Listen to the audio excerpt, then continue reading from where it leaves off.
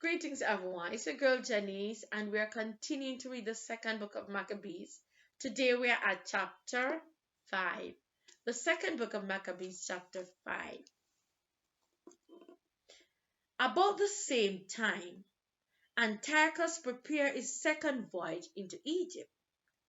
And then it happened that through all the city for the space almost of 40 days, there were seen horsemen running in the air in cloth of gold and armed with lances like a band of soldiers, and troops of horsemen in array, encountering and running one against another, with shaking of shields and multitude of pikes, and drawing of swords, and casting of darts, and glittering of golden ornaments, and harness of all sorts.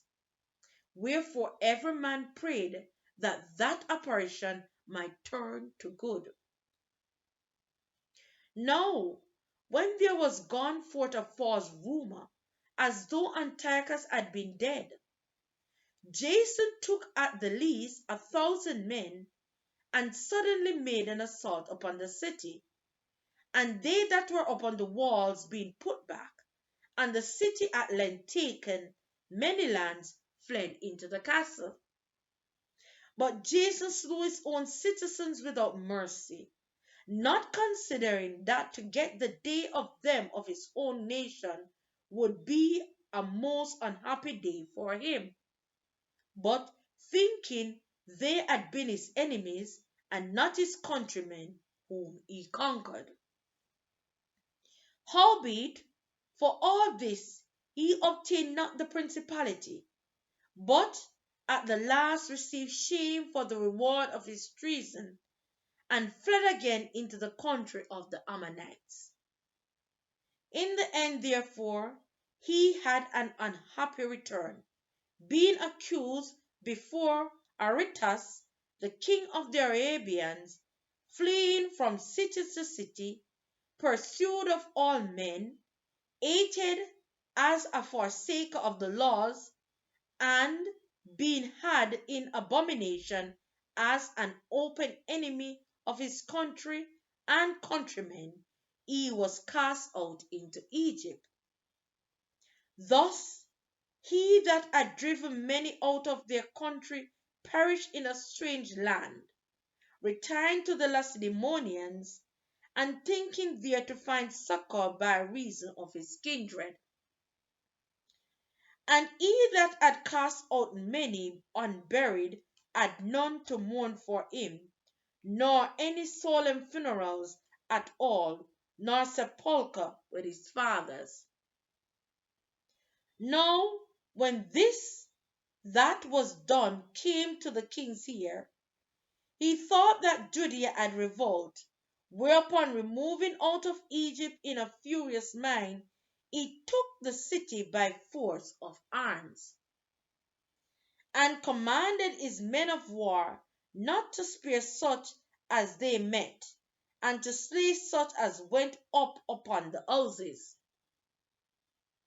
Thus there was killing of young and old, making away of men, women, and children, slaying of virgins and infants.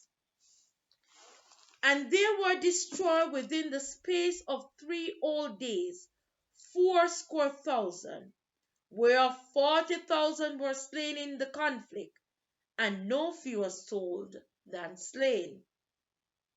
Yet was he not content with this, but presumed to go into the most holy temple of all the world, many lands that traitor to the Lord and to his own country being his guide.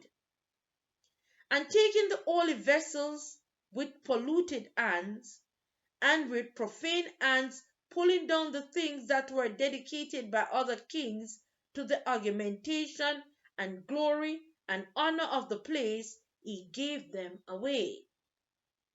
And so haughty was Antiochus in mind, that he considered not that the Lord was angry for a while for the sins of them that dwelt in the city, and therefore his eyes was not upon the place.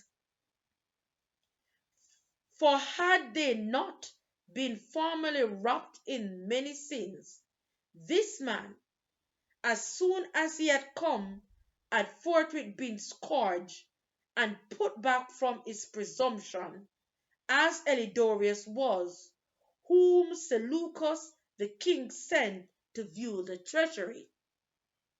Nevertheless, God did not choose the people for the place's sake, but the place for the people's sake.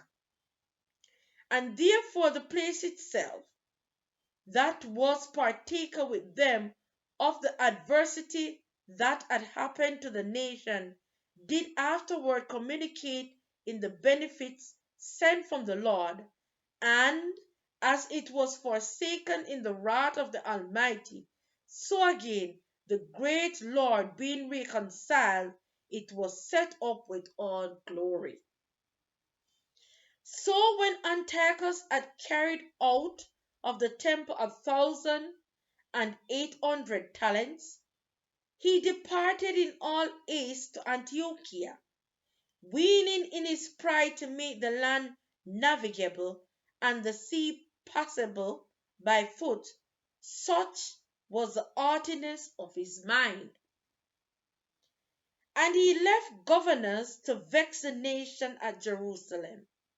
Philip for his country of Phrygian, and for manner more barbarous than he that set him there. And at Garizim Andronicus, and beside many lands, who worse than all the rest bear an heavy hand over the citizen, having a malicious mind against his countrymen, the Jews. He sent also that detestable ringleader Apollonius with an army of 22,000, commanding him to slay all those that were in their best age, and to sell the women and the younger sort, who coming to Jerusalem and pretending peace, did forbear till the holy day of the Sabbath, when taking the Jews keeping holy day, he commanded his men to harm themselves. And so he slew all them that were gone to the celebrating of the Sabbath, and running through the city with weapons slew great multitudes.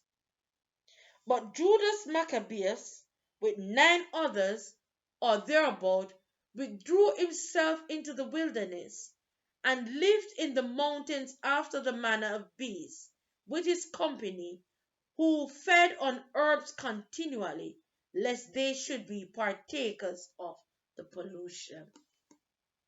This is the end of chapter 5. Thank you.